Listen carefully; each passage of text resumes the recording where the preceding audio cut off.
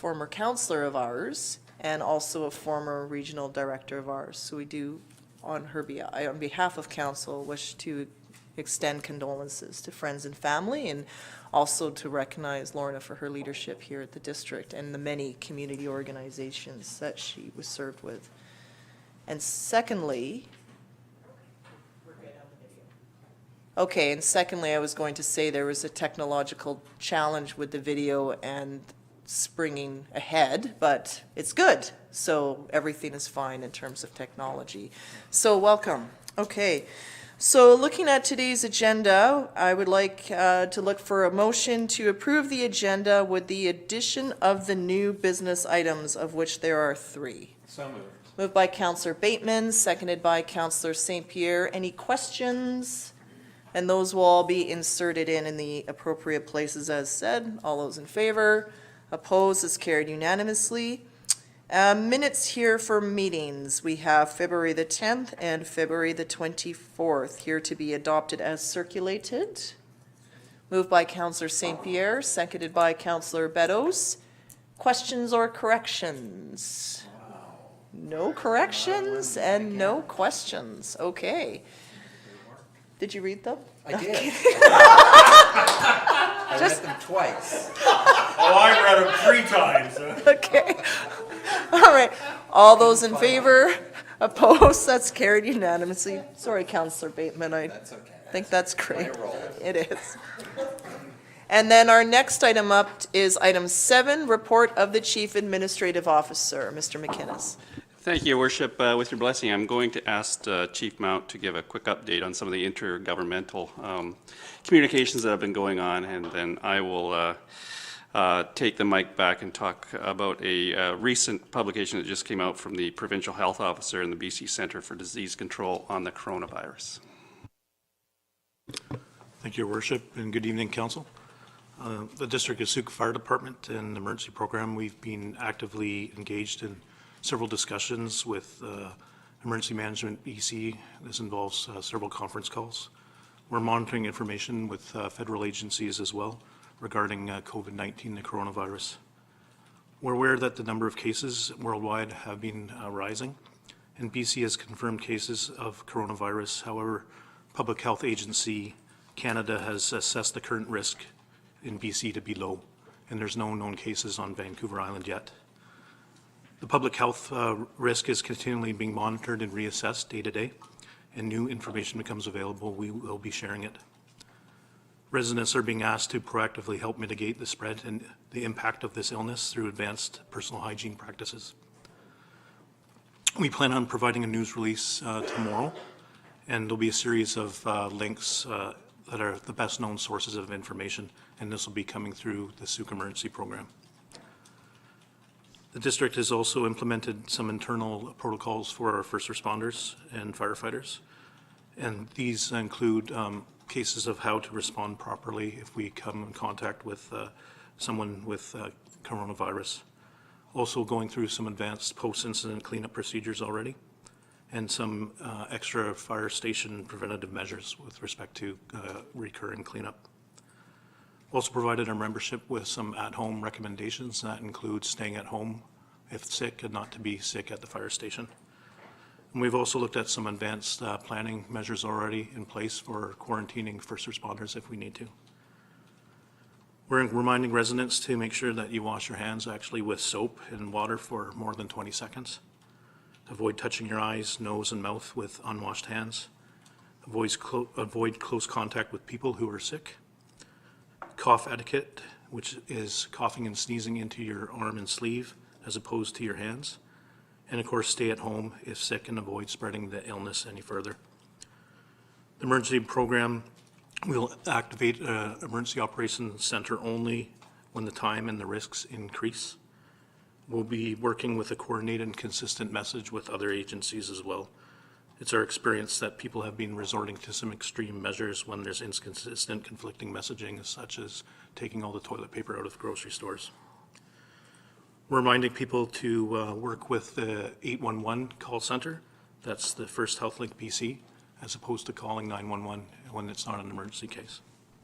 Over to you, Norm. Thanks, Chief. Just today, the Local Government Administration Association sent out a briefing that came from the Provincial Health Officer and the BC Centre for Disease Control. And it highlights 4 key ways that local governments and Indigenous communities can prepare for the coronavirus in order to facilitate preparedness. So I'm just going to go through the 4 key areas briefly. The first is intergovernment cooperation. Review and update existing contingency and business continuity plans that are applicable to critical infrastructure such as sanitation, water, fire, police, and power, so that they can be sustained over a number of weeks with higher rates of absenteeism due to illness or caregiving. Identify essential functions and the people who perform them. Conduct a training needs assessment where necessary to build and cross-train redundancy to ensure that this work continues and all essential services remain intact.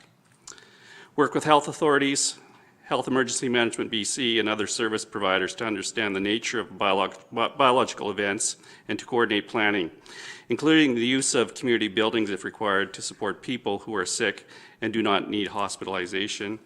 And the last bullet under this item is review procedures with first responders to ensure there's a process in place for worker safety and training protocols that will be used during a biological event. So we have been concentrating on that key area, as you heard from the chief. The second key area is community involvement, suggesting that we should encourage community groups, including service clubs, schools, businesses, and not-for-profits to partner to support people in the community who are sick or who are grieving.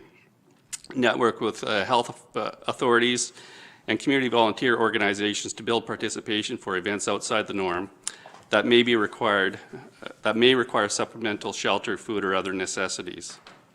Work with the local business community association and be aware of the strengths and the vulnerabilities of your community so that you can build on your strengths and plan for your vulnerabilities. The third of the 4 key areas is employee health, so employees here at the district. Maintain a healthy work environment by ensuring that fresh air circulation and posting tips on how to stop the spread of illness at work. Encourage employees to stay home when ill, and update sick leave and caregiver and family medical leave policies. Concern about lost wages may prevent people from self-isolating. Promote hand washing and coughing and sneezing etiquette amongst your employees. And establish or expand policies and tools where possible that enable employees to work from home where appropriate security and access network is available. And the fourth area is financial planning. Assess the potential financial impacts of biological events on the local government or Indigenous community and plan for a possibility of short-term decreases in revenue. So lots of stuff going on, lots of good cooperation across the province between all 3 levels of government, and we will continue to keep you updated as we get new information. Thank you. Thank you, Mr. McInnes. I appreciate this. The other thing that would help this, I mean, our healthcare system is busy.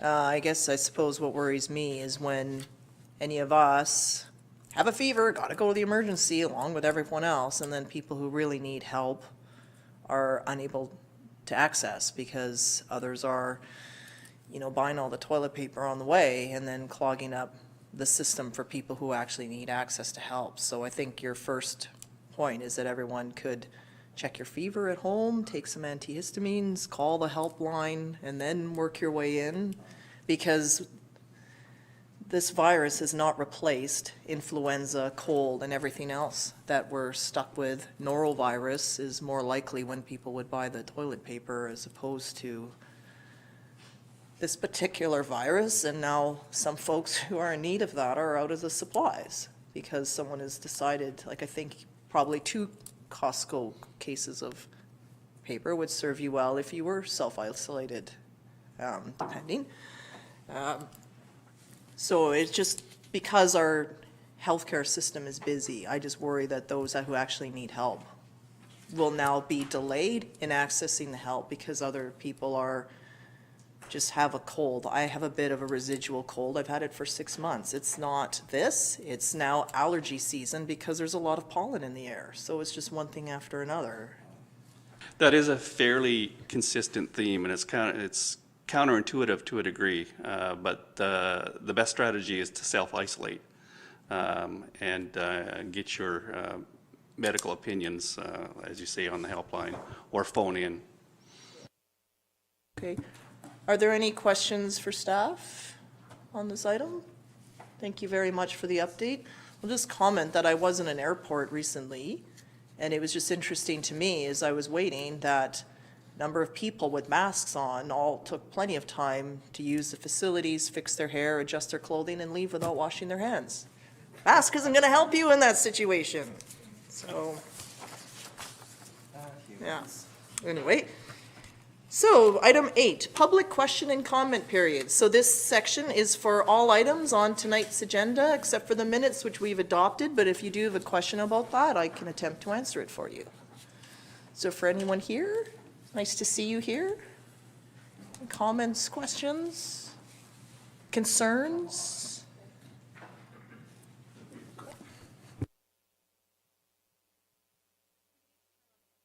You'll need to still turn on the microphone and introduce yourself so all those watching at home can hear you. Sandy Jarvis, 2349 French Road North. And my question is on the Soup Brewery having an outdoor event. I work with a nonprofit organization that's seniors right across the street from the brewery. And they can complain with each other about the noise at night and call in the police and call us in. I just would like to make sure that, I will make sure that they know what's happening, but I would like you to take their concerns under advisement when you're making a decision, because most of them are 85 and 90 years old. They're in sleep by 8 o'clock. It shouldn't stop entertainment from happening, but I'm just saying I know it's going to be a problem. Okay, that's it for me. Thank you. And wearing a mask only helps people that are coughing keep the droplets in. Otherwise, you don't need a mask. Agreed. Thank you very much, Ms. Jarvis. Other comments or questions from members of the public tonight? Okay. Well, we'll move on then. Thank you very much, though, for being here. So item number 9.1 is the correspondence, and this is on our consent agenda. So here, looking for a motion then that items 9.1 be adopted by general consent. Moved by Councillor Beddoes, seconded by Councillor St. Pierre. Questions? This side? This side? See none? Call the question. All those in favor?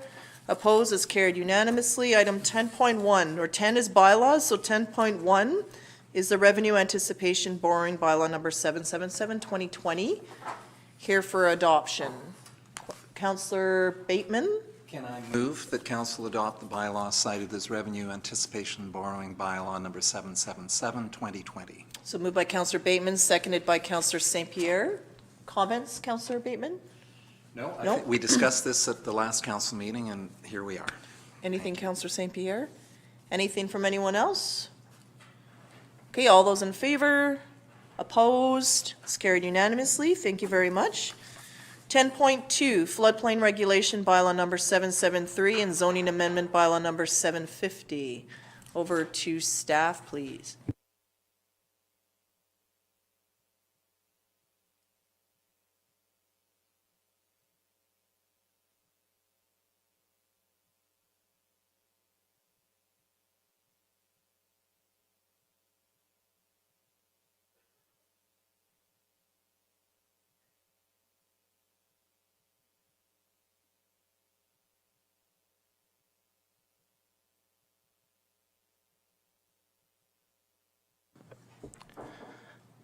Okay, good evening, Your Worship and Council. Tonight I'm presenting on some updates to the zoning bylaw and a refresh to the floodplain regulation bylaw.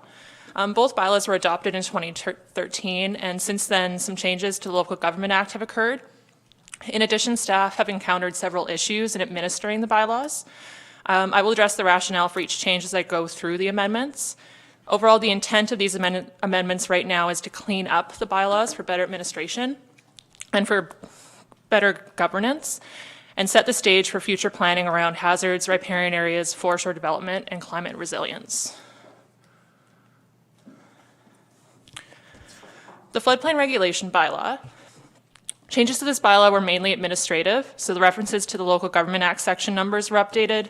Some definitions were changed to match the zoning bylaw. Camp wash houses was removed from the general exemptions, and public accesses and public boardwalks were added to the general exemptions.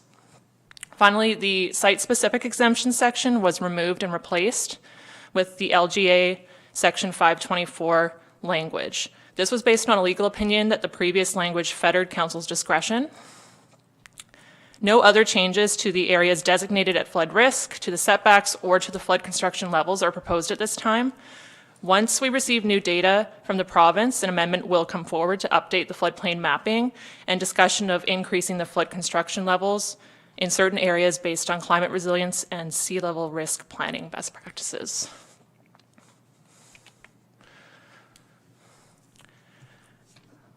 The following definitions have been amended in the zoning bylaw. The amendment is highlighted in yellow. So aquaculture has been changed to include ecosystem preservation purposes, as not every operation is for commercial use.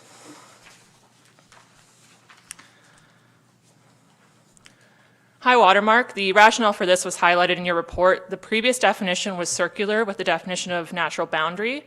High water mark cannot be removed from the zoning bylaw because it's used throughout, but with this change now both terms mean the same thing.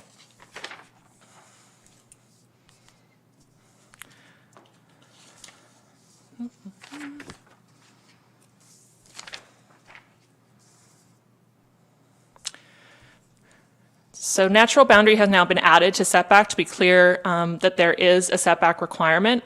For all intents and purposes, the natural boundary becomes the lot line when a property is covered by or adjacent to a water body of some kind. This change is connected to the update to section 3.22 in the general regs in the zoning bylaw, which I'll summarize later in the presentation.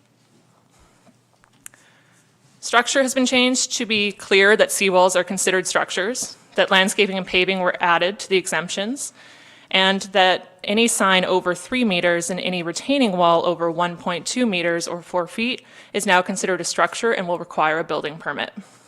Previously, the sign height requiring a building permit was 6 meters, and retaining walls of any height did not require a building permit. This change in the addition of the seawall definition is also reflected in the upcoming building bylaw. The following definitions have been added to the zoning bylaw. Active floodplain has been added as no definition of floodplain was included in the zoning bylaw, and it's a distinct area from the foreshore. Ecosystem preservation, this is a use that is in the public recreation or P1 zone but was undefined. The purpose of adding this definition is to formalize interpretation of the use. With this addition, anything related to preserving the ecosystem for future generations is included, specifically fish hatcheries. Typically, the foreshore is crown land. In Souk, there are some exceptions with the properties on Water Street. Adding this definition helps to clearly delineate lands that fall under a different jurisdictional authority. Lot area has been inserted in order to address a lot coverage issue. Some properties are covered by a natural body of water, a power line right-of-way, or have lands in a ravine or in a river, stream, or watercourse. By excluding those lands from the overall lot area, it means that the lot coverage percentage in the zone only applies to unobstructed lands. This makes property owners account for the topography in site-specific context when designing a building or structure where there's a body of water covering it. For instance, like Water Street, right now the lot lines extend seaward and you can cover 30% of that lot. So that coverage is calculated on the entire property, even though over half of it's covered by the ocean. Nature Center was another use in the public recreation P1 zone that was undefined. As Souk does have some buildings that are considered nature centers, it was appropriate to define.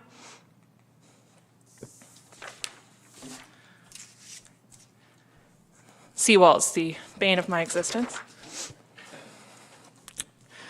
While seawalls are retaining structures, they serve a unique purpose and often trigger the need for a floodplain exemption and a variance. In order to regulate this type of structure, a definition has been added, and a building permit is now required for every seawall. This is important because hard seawalls can have great impacts on neighboring properties and cause an increase in erosion or sedimentation downstream or downcurrent. Steep slope, there is a general regulation in the zoning bylaw for steep slopes, but no definition.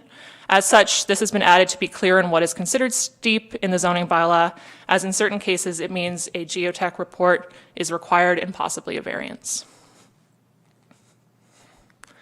Finally, 3 general regulations have been changed. The first is the setback exemptions. It remains largely unchanged, but the excluding seawalls was added under subsection F to be very clear that those are not exempt from setback requirements. Setbacks water has been changed significantly and modified. To be very clear here, this is the biggest general reg issue that we've had. So the inclusion of recreational vehicle and seawall of any height as being part of the notwithstanding is much clearer for anyone who might try and have a habitable space like an RV that isn't necessarily covered in the flood regulation bylaw. It's now covered through the setback in the zoning bylaw.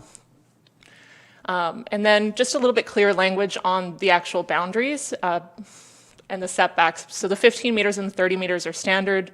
They're provincial precedents. We just were a little bit clearer about what it applies to and added, especially to the 30-meter riparian area regulation. And finally, the steep slope setback. This was a long wording that really just needed the /or to make it effective for administration. And then in general, we've changed the percentage to the percentage sign when talking about a slope. And that's everything. Thank you very much, Ms. Sieverts. Questions from members of council? Councillor St. Pierre. Just curious about one of the very last pieces, which was the 15-meter setback for seawalls from natural boundaries. Wouldn't the seawall be to prevent erosion, and wouldn't it need to be at the natural boundary or somewhere not too far back from it? I mean, 15 meters back, what's the point? Or just curious. 15 meters is the standard from the high water mark of the ocean. The seawall could be within that 15 meters, and that is okay if you get the variance and a floodplain exemption. So the purpose of the seawall update is that administratively you have to go through those proper channels to have the seawall. Otherwise, they could be built without a building permit, without the floodplain exemption, without the variance, and it might not be safe, or it might have impacts on neighboring properties, or it might be on land that is actually not considered yours because anything below the natural boundary is considered crown land for the province. Thank you so much. Other comments or questions? Councillor Bateman? I'll throw a comment out here that it looks like staff have learned or have worked with issues that have come up in public here, the tent lots, the seawall, which was such a big hullabaloo in here a couple of years ago, I think. Did you say it was the bane of your existence? I like that. So you've addressed these banes of the district's existence in this document, it seems to me. And I guess we won't be discussing the floodplain zoning, the new bylaw, until we get to the public hearing. Is that correct? So we've got two pieces here. This is amendment to the zoning bylaw. We'll be repealing one and Right. replacing it with new, and then Okay. amending the zoning bylaw. Right, okay.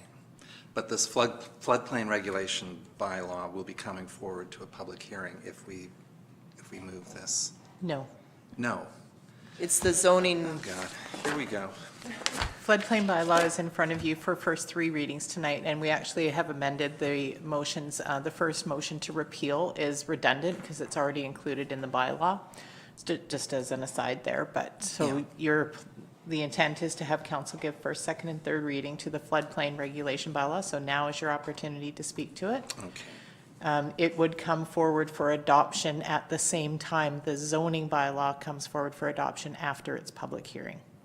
So there will be, like, there will be a public hearing for the For the zoning for bylaw the zoning only. bylaw Yes.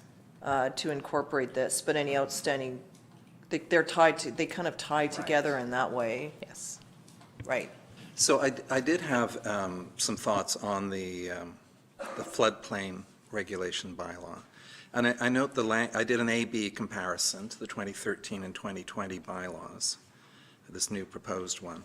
And it seemed that the language has been softened, and such as the district may, there was a lot of wills and shoulds and declarative statements. There seems to be a little more leeway now for district staff to work with applicants and proponents. Is that correct? Yes and no. So where the site-specific exemptions were, the language there previously made it as though if a floodplain exemption was brought forward, that it automatically would happen. So now, with this new language, which is straight out of the Local Government Act, it gives council the may, which is may award a floodplain exemption if you bring forward the following report and agree to enter into a covenant. So automatically, lots of places don't even have a standalone floodplain bylaw. Automatically, once you set a setback and a flood construction level, it triggers that part of the Local Government Act. So the crux of the bylaw is us establishing the setbacks and the FCLs, which are not changing. And so there's a lot of redundancy sort of with the Local Government Act and the provincials. So I don't think that there's a overall softening. It's just being a little less rigid in how that one section could be read. Anything else, Councillor Bateman? Yeah. Mike? No, there's nothing more. Okay. Councillor Lajeunesse? Yeah, I have a question about the recreational vehicles. So you're saying that you can't park a recreational vehicle within 15 meters of the high water mark. So the high water mark is established during the winter months. And does that mean in the summertime you can't park an RV within 15 meters of the winter high water mark? The high water mark or the natural boundary doesn't shift that much. So there's a high water mark and a low water mark. And the high water mark is from seasonally, it's kind of over averaged over seasonally. It's not going to significantly change. The biggest change or crux for putting that into that setback requirement is for the 30 meters, it's anything riparian, so just making sure that habitable spaces, because you can have an RV be used for up to 6 months of a year. And the 15 meter, again, you could have an RV then very close to the ocean. It's just making sure that it's safe. So that means that you have to make, if you want it to permanently be there in a parking spot on your property, maybe that's where you're storing it, that's accounted for just in case. The language here doesn't mean that it's going to apply to every single circumstance. It's those special circumstances that this gives staff a lot better interpretation of and a lot better leeway to make that decision about interpretation because it's clearer about what can and can't be in the setback. Does that make sense? Okay, good. Other comments or questions? Councillor St. Pierre? That council give first, second, and third reading to floodplain regulation bylaw number 773, 2020. Can I do these We'll do them in sections. sections? So seconder, seconded by Councillor Beddoes. Questions on the motion from anyone? Councillor McMath. Is it possible for us to do first and second and then bring it in with the public hearing when we do the zoning amendment bylaw? Because I would really like to hear more about like the potential ramifications from the public. And I think it's just a better opportunity at the public hearing. So I'm happy to do first and second, but I'd rather save third too when we bring it forward for the zoning amendment bylaw. So question for public input on the public hearing? Yeah, we can certainly do first and second. The third reading, we would not send the floodplain regulation to public hearing. It would only be the input you're receiving on the zoning bylaw changes that would be applicable. And then we would bring forward third reading at the same, like after the zoning bylaw has received third. So would the public, just to help my understanding, would the public still have the opportunity to speak to it? If they could speak to it as they could have tonight on, as a public comment Yep. during the public input period.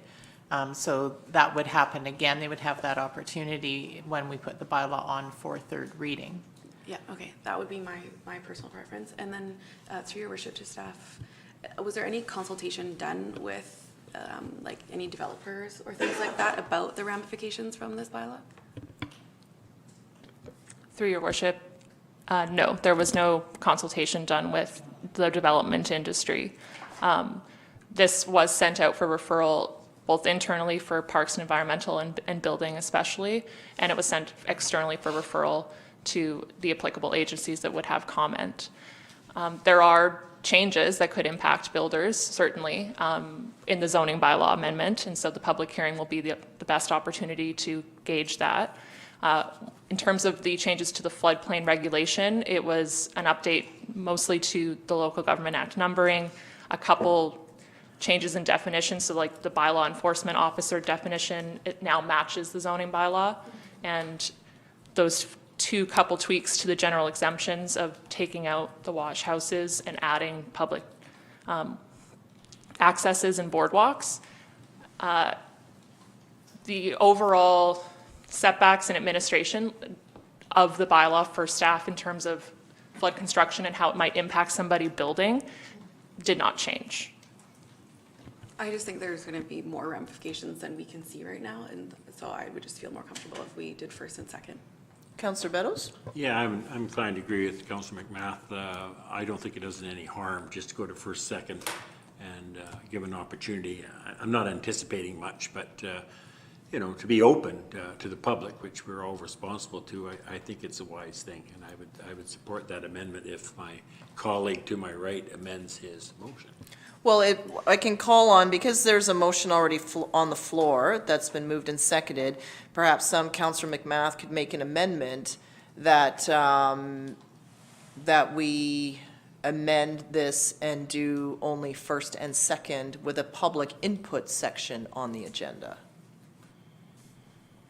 Councillor? What you said. Okay, so Councillor McMath's amendment would be then that council amend the resolution so that only first and second be progressed with a public input section added. Can we do that?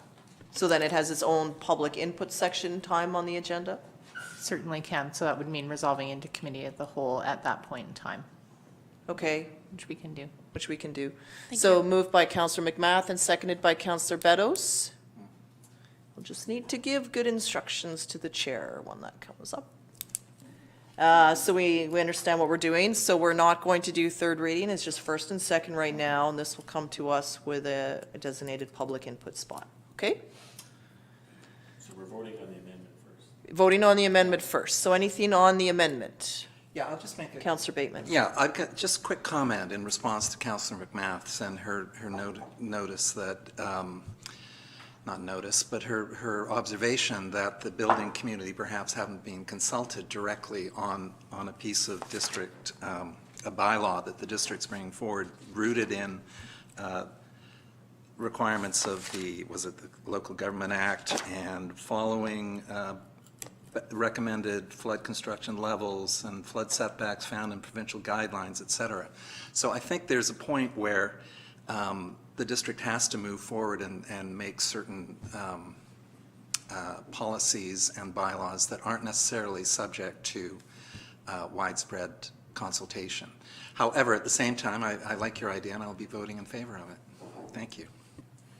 Okay, I think that's part, like, we are aligning with provincial, pieces, so if there's something that, and that, we'll see what comes up in the public input, but part of it is provincial law.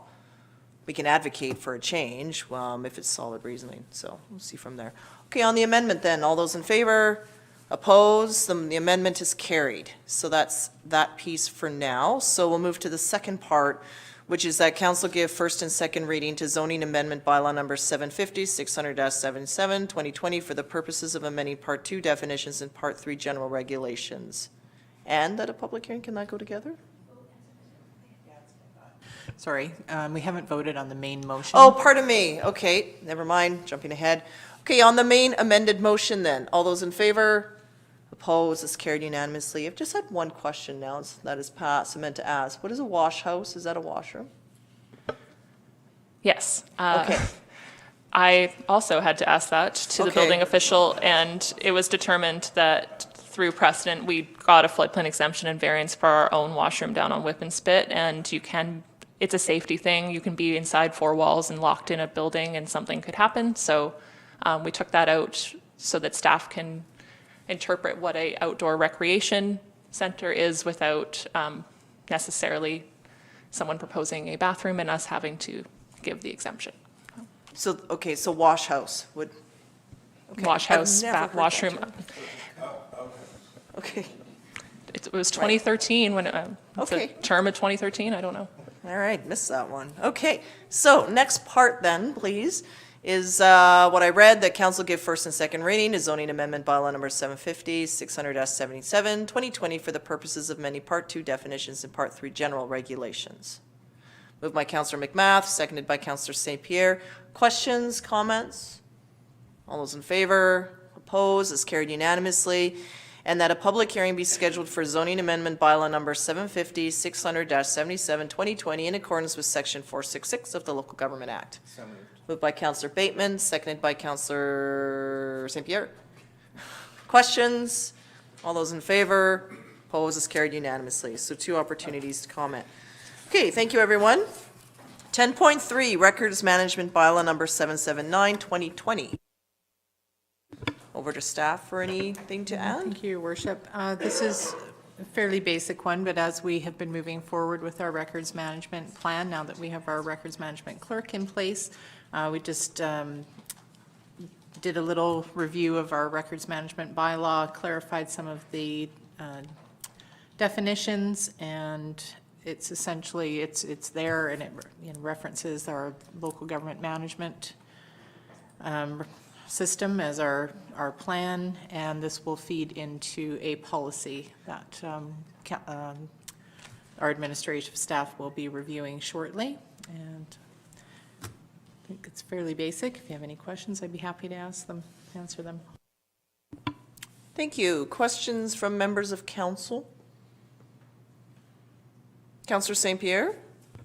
Move that council give first, second, and third reading to the records management bylaw number 779, 220, 2020. 2020. Okay. Seconded by Councillor Lajeunesse.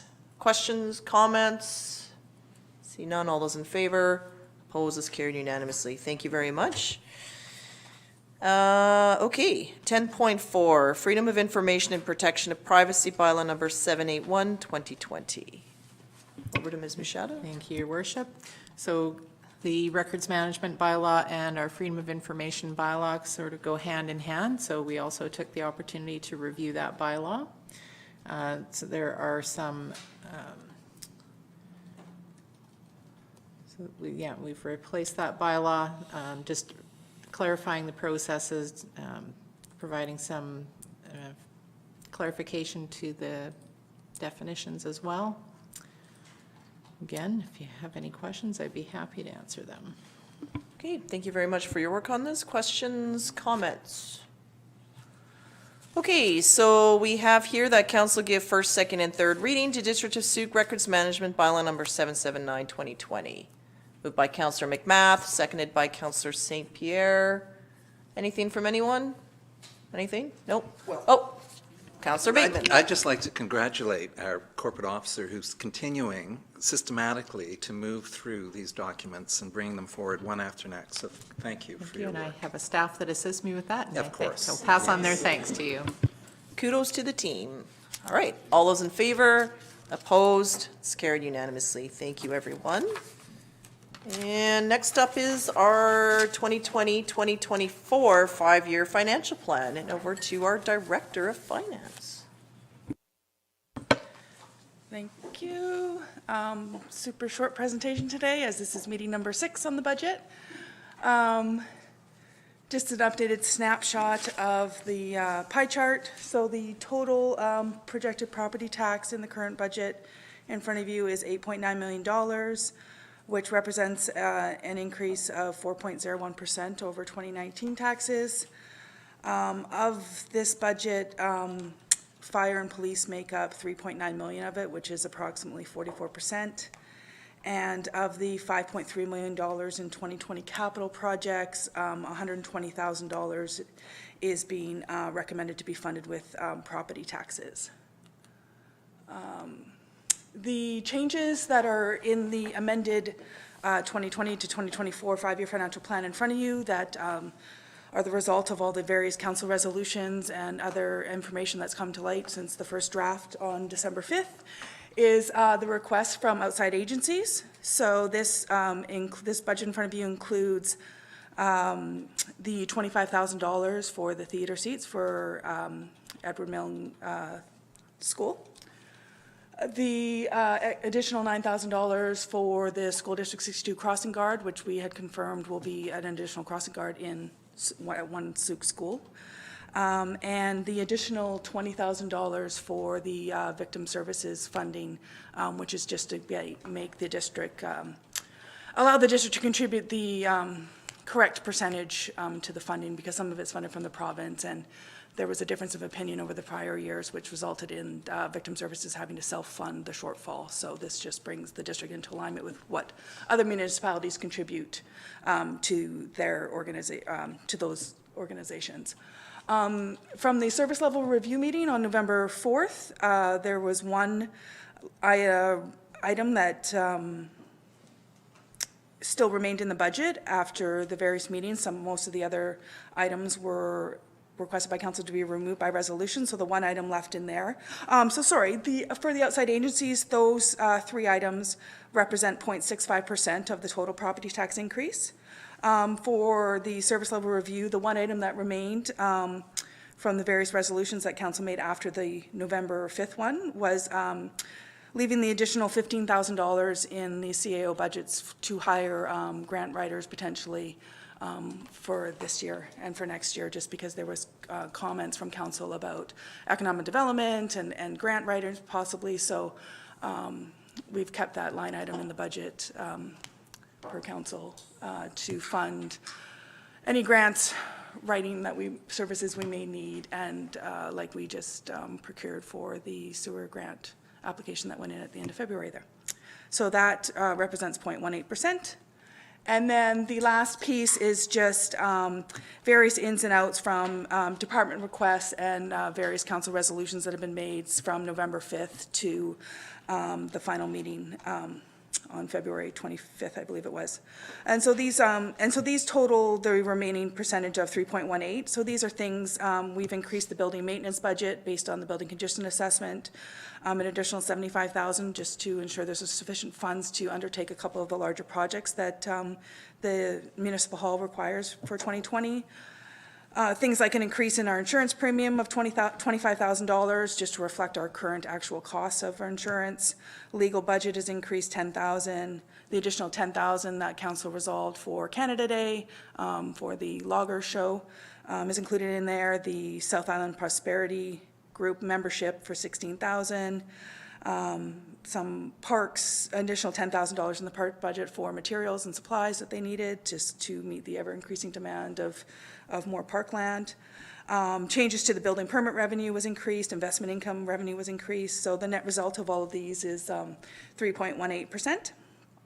And for some of the capital projects for 2020, the newer projects that are more than just the standard items, like for computer equipment refresh. The items left in the budget are for the records management vault at approximately $59,000. There's funds put aside this year for a website refresh of $25,000 of capital funds. This is anticipating the communications coordinator would start, and this gives them some budget to revamp and improve our website and as one aspect of communications. There's a fund set aside for Tempest upgrades. So this has kind of been a years-long ongoing project to upgrade and add more modules to our Tempest system, which would allow hopefully for online permitting processes and e-commerce, which would allow the district to accept credit card payments and things like that. So we're hoping to, now with getting some director positions filled, push those projects through to completion this year. And significant funds again set aside for building repairs. And the Demamio Creek Bridge crossing, there was a grant application initially, but the project estimate cost came in significantly higher than was budgeted. So we've changed direction, and for this year's funds have been set aside to undertake the proper studies that we need to do to make the project shovel ready for when future grants come up, so that we can be ready to have the proper land studies done, and there's other various requirements that need to be done in that area. So it's just setting the proper budget aside to undertake those studies this year so that we'll be shovel ready when future grant opportunities come up, and we can apply for those to get the phase 2 of the Demamio Creek Bridge crossing happening. This budget will includes the 3 positions which has been discussed previously, which is the senior planner, communications coordinator, and an environmental technologist.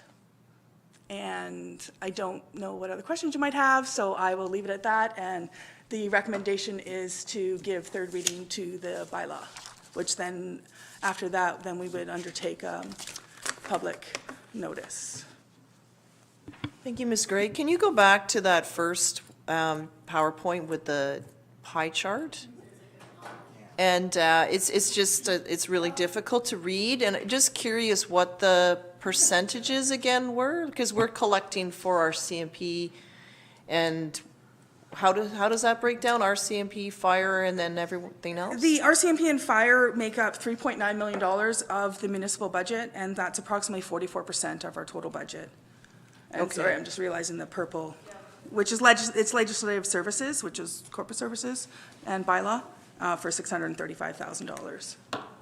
Okay. Thank you very much for all of your work on this, and to your team, as well as to all the district staff and council for all the meetings that we've participated in. Questions for Ms. Gray? Councillor St. Pierre. I don't think this is actually a question for Ms. Gray, but really a comment. We've been talking about the dog park for a long time, and in some correspondence, we have $50,000 in the 2021 budget set aside for a dog park. There was a suggestion that we should maybe see about getting a staff report so that we can actually move ahead when 2021 rolls around and the money becomes available, with some kind of strong recommendations to where this could happen. I know there's a couple of sites in John Phillips and other possibilities. So I was hoping that we could maybe discuss having some sort of resolution on that. Maybe under new business, don't know. So a question over to our CAO, like with some of these pieces in here, like how can we position ourselves so that it's exactly that, like, so that we can just go and do it and be prepared for it, as opposed to then next year we start planning for it and then we sort of finish it at the end of the year. I think what I'm hearing is that is something council wants to get onto, and if we need to wait till 2021 for the funds, that's fine, it's just next year. But what can we do this year to be ready for that? Same as, like this year we've heard for Little River Bridge, our staff are gonna position ourselves so that we're good to go for it next year. How can we do that with some of these other sort of needed amenities? Because the dog park's it's been talked over for a long time. The short answer is, and the directors in the room will have heard this many times, is my vision is when we have a full docket of directors, my goal is to have directors focusing on years 2 through 5 in the 5-year financial plan. When the current year budget is adopted by council, we'll give that to the management strata, so Director of Finance, Manager of Wastewater, Manager of Parks and Environmental Services. Their job will be to implement the current budget once it's adopted. Our job is to have a much more informed years 2 through 5 in the 5-year financial plan. So that's the goal. It's a model that I've worked with lots in the past, and has seen some good efficiency and effectiveness. So we hope to have a much more informed and ready out years in the 5-year financial plan. So is it possible though, like you know, we had done some public consultation in the past on that, so what would we need to action this year for, in terms of community consultation, in terms of confirming location and what it looks like? Because everyone, I think, has an idea of what we want a dog park to look like, but at some point, we need to decide that it's going to be X, and in this location, as opposed to next year starting, okay, where are we gonna put this and what is it gonna look like? Like, how can we just get ready to just do it? So the only concept plan that I have seen was one that was done in 2006 that identified a dog park in John Phillips Park. So if there are other areas where it's being contemplated, by all means, let me know and we'll find the background information and bring a preferred location to council.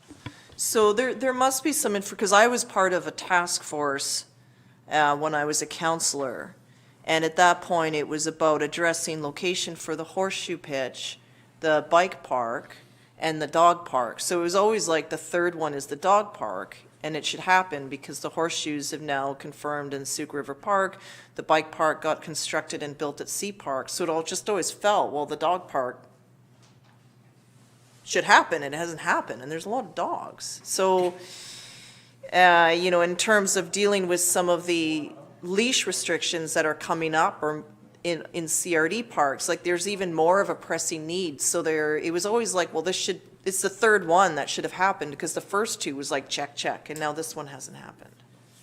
There Not are yet. also opportunities for an amenity like that to be gifted to the community through development.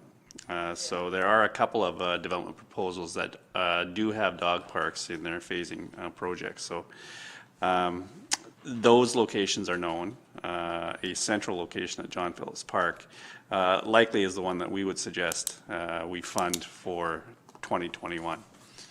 Okay, so perhaps I can I'll pull out some of my files there, because there was John Phillips, there was also Pine Ridge Park, and there was some analysis done about where it should go because of drainage and the like. There was some outreach with neighbors to address, because parking was a concern in those pieces, so we'll look for that. Do you know approximately the time that report might have been done? It was it was before, it would have been 2012, 13-ish. Perfect. We'll look for the documents, and if we find them, we'll circulate them just to bring everybody back up to speed. Okay, that'll be good. Does that help, Councillor St. Pierre? Hugely. Okay, good. Because we even talked about having a fire hydrant in the dog park. Big one.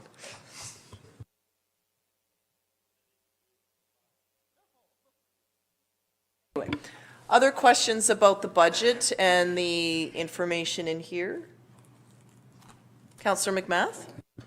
So at our last meeting, we talked about, after everything was all said and done, there was only like $325 left in the capital reserve fund. And I just think perhaps there should be a little bit more discussion. And I appreciate that this is the sixth meeting, but those 6 meetings took us down 2%. So they're absolutely worthwhile.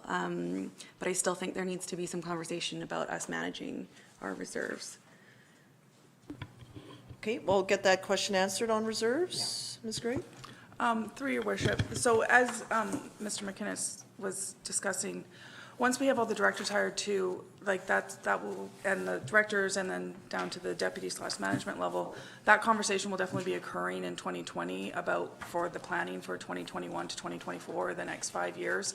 Is that conversation will happen with asset management planning, because reserves form a huge part of that. So we're anticipating, like, these are this is the draft of the numbers that we're proposing, but I anticipate that these numbers in front of you for 2021 would change in some fashion, because there's going to be recommendations coming forward of potential changes of our contribution levels to reserves based on better data we have from the asset management planning that we'll be doing in 2020. So, like, as far as making, I know this capital asset replacement reserve is not ideal where the balance is looking at for 2023 now, it's getting quite low.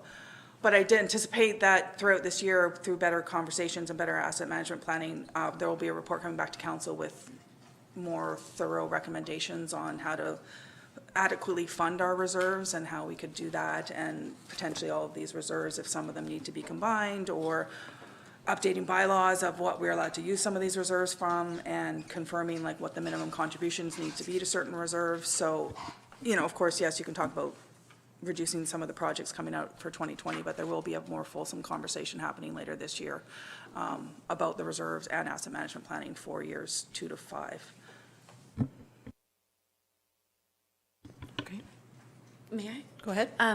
So like one piece, like if we don't want to leave it at 300 just for this one in particular, like a topic for conversation could be the SAFE, because that's $60,000 right there.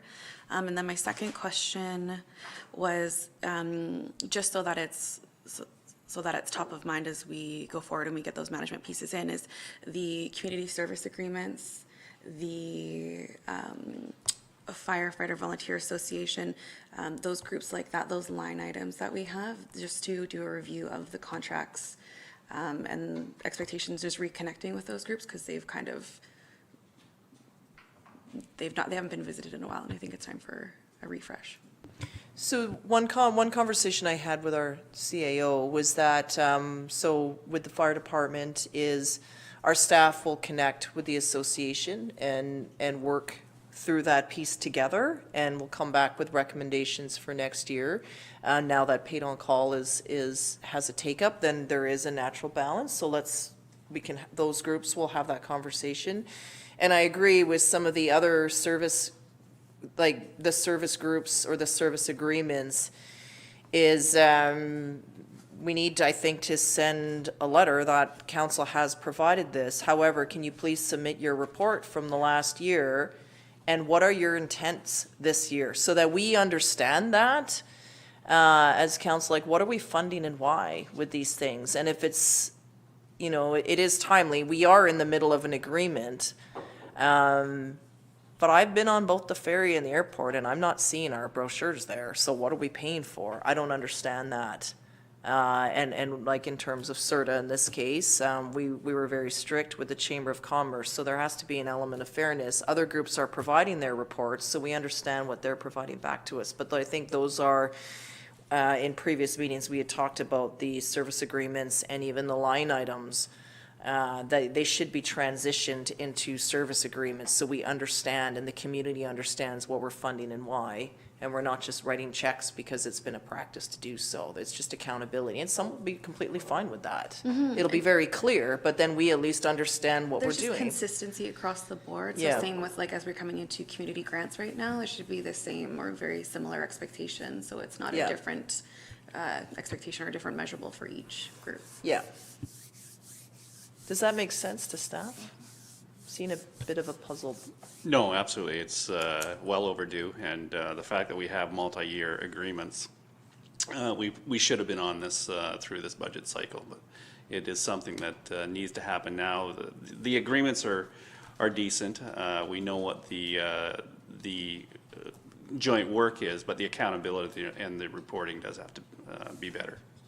And even if the reports came to council, because sometimes, you know, council does get criticized, well, you're not doing this. Well, we have funded this group to do X, because we're not in the tourist business, we're not in this, we're not in that. We've delegated that on and passed it on via agreement to X party that is going to do that. So that's where the district doesn't have to do everything, but we are funding something to another entity. So really, that, I think, will just sort of close the loop. And this council will understand who is doing what, where, when, and why. This group has not had that opportunity to understand that, and I think that is a missing piece for us. Yeah, and I think some direction from the district with some of these groups would be helpful. So how can we be at the table, either literally or figuratively, but to give support and guidance and make sure that this money that we're putting into the community is helping to move our joint goals forward.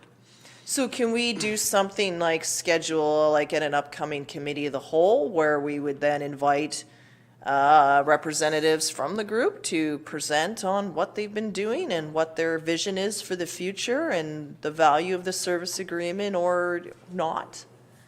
So if you recall the workshop we had with the folks from the province, the Community Economic Development Group, So some of the organizations that we're funding are doing better at reporting than others.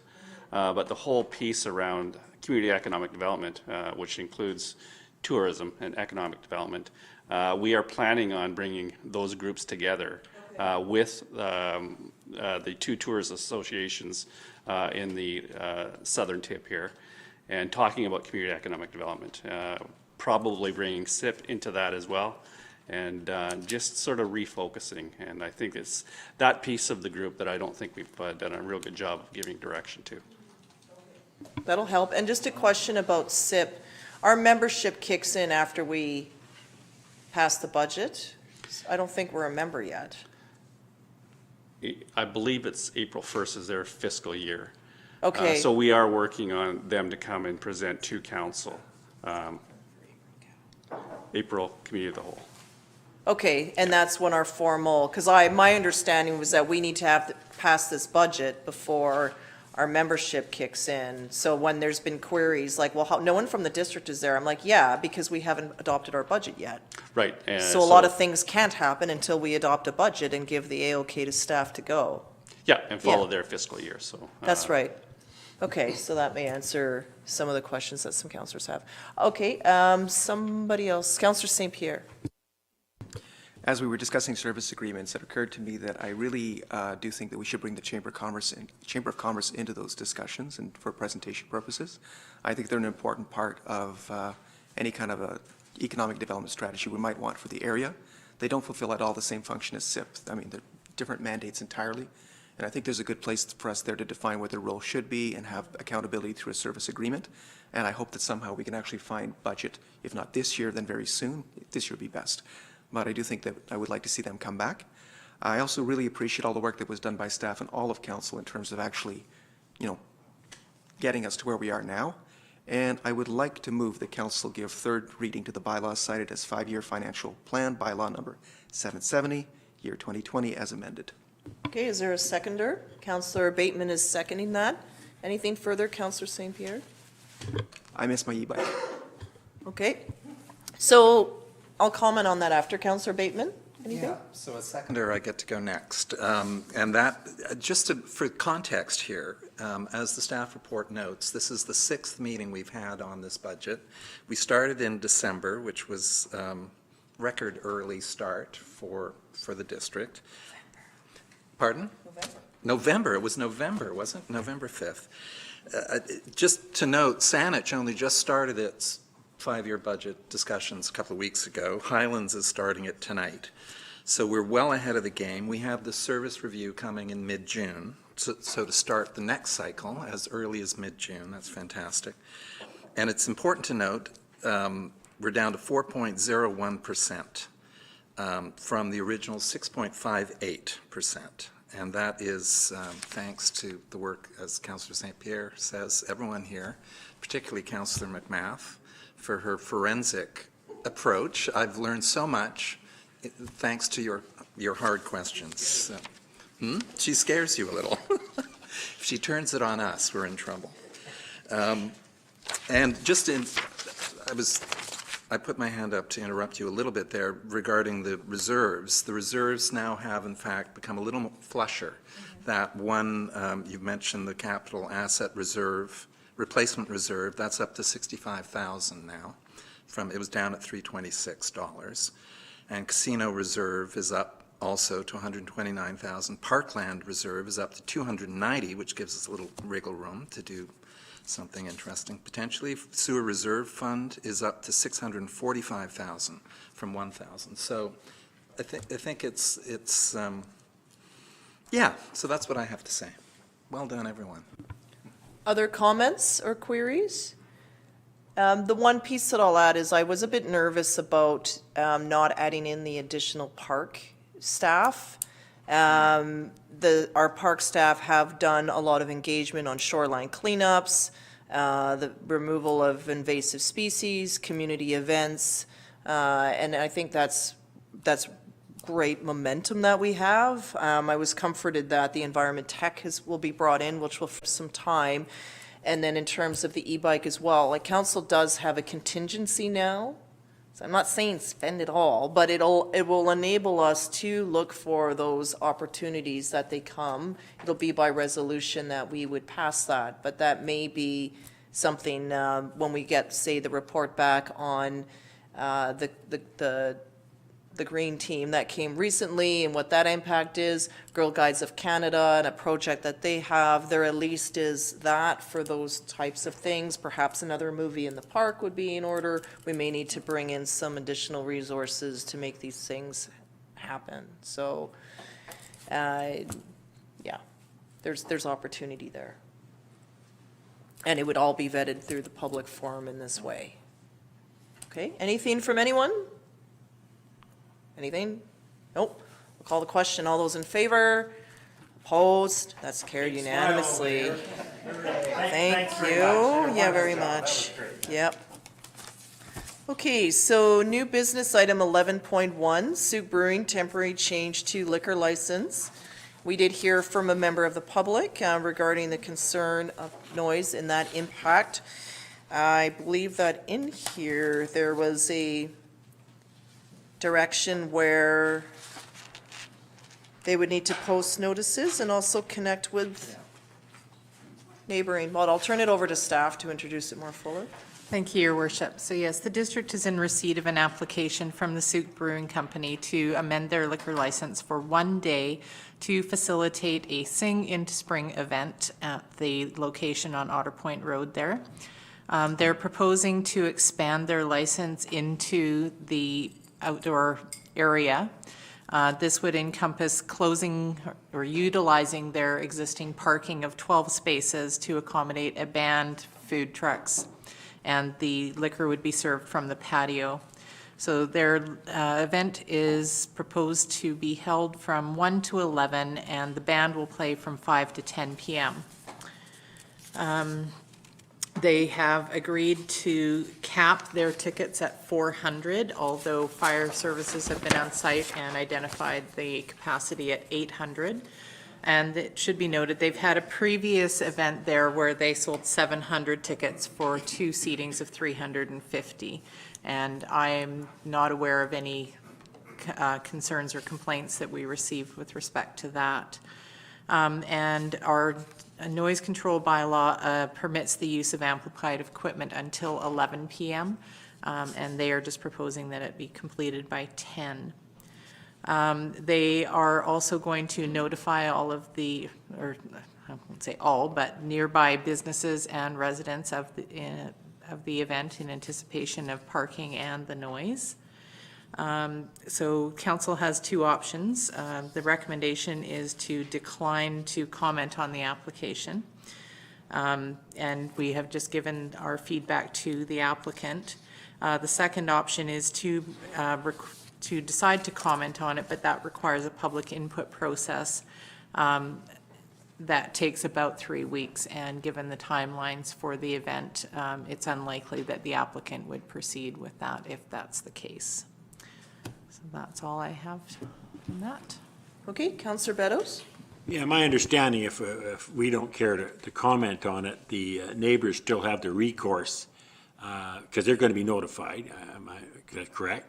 They still have the recourse to contact the Liquor Control Branch and say that they're unhappy with the situation? I'm not sure of the timing of that, whether. I thought that's what I read in here, but I just wanted to confirm that. I don't think that's in here. No, I don't have the timing of the notification of the neighbors in relation to the approval. I did read it in here.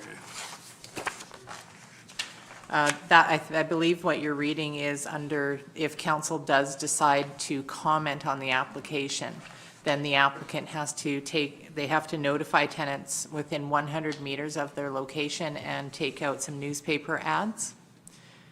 That would give. That's not what I read, but then again, when I get a document an hour before a meeting, I did just scan it.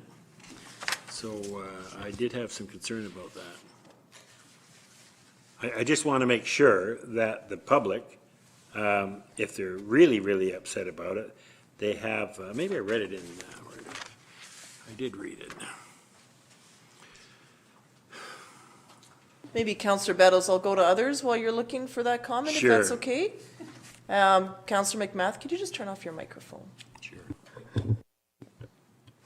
Just a question for privacy, like I fully support this. What's scanned into our agendas, is that available for public consumption? Because there's banking information on here.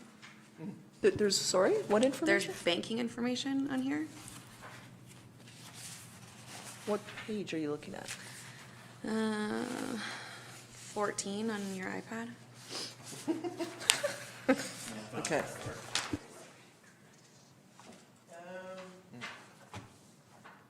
Well, if it's on the iPad, then it's public right now. Okay, so there's a credit card number on here. Yeah. Oh, yeah, page 16. Yeah. Yeah. John Adair, better get a new credit card. Yeah. So we should take that down immediately. So that needs, yeah. Because it's their application is attached to here and that was not blacked out. Sorry, if we found that note there. So yes, the applicant is required to take out an ad prior to the issuance of their license. And anybody can provide any questions or concerns from the public will be directed to the Liquor Control Board for review prior to issuing the license or the extension. Yes. They still have an Apologies. opportunity, but if we could have that. The credit card issue.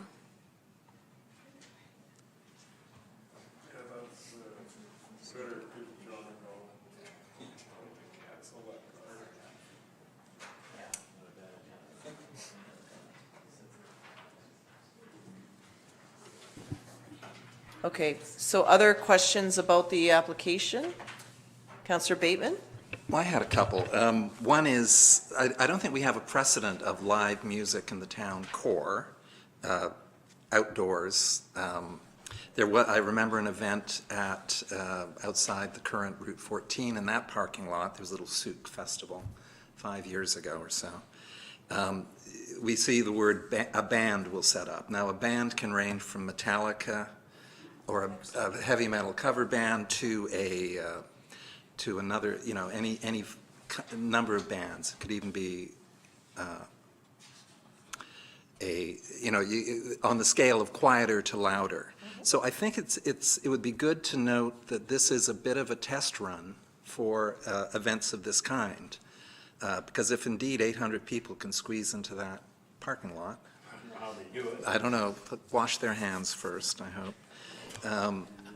But it would be good to let the applicant know that it's important for them to do it right, to recognize that there is some residential life in that area, and let's set up future events of this kind, because it sounds like a lot of fun. Yep, absolutely. Anything else? Nope. Counselor St. Pierre?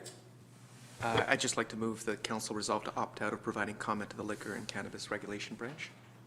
Okay, can we start with the first part of this? So that is that council received sorry. the staff report for a temporary change to Souk Brewing's liquor primary license number 307625 to extend the license area to include the Souk Brewing parking lot at 2057 Otter Point Road for the purpose of providing an event, indoor and outdoor, from 1 p.m. to 11 p.m. on Friday, May 1st, 2020, with a band playing in the parking lot between 5 and 10 p.m.